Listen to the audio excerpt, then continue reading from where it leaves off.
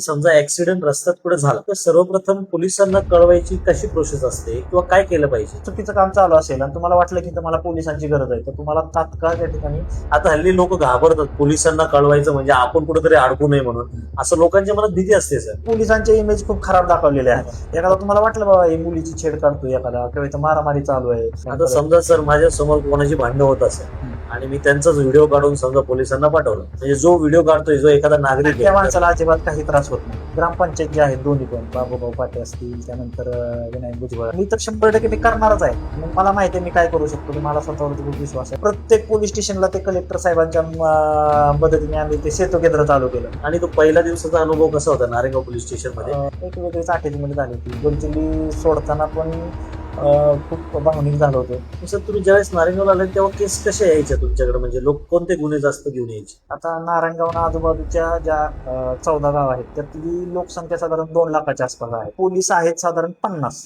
त्यामुळे नागरिकांनी जागृत होणं गरजेचं आहे. आणि आपले स्वर्गीय उपमुख्यमंत्री अजितदादा, त्यांना तुम्ही वाट पाहायला लावली असं कळलं. मांजरवाडीचे जे थोरात नर्सरीवाले आहेत, संजय शेट वारोळे जे आहेत, आपले सचिन हॉटेलवाले, लोकल क्राईम ब्रँचचं नेमकं काम कसं असतं? महाराष्ट्र सर एखादी घरफोडी झाली किंवा चोरी झाली तर ते सगळं त्याचं रिकव्हर होतं. या ठिकाणी तुम्हाला ASI दीपक साखरे, अक्षय नवले, संदीप वारे ही जर टीम कदाचित मला नसती तर मी हे साध्य करू शकलो नसतो.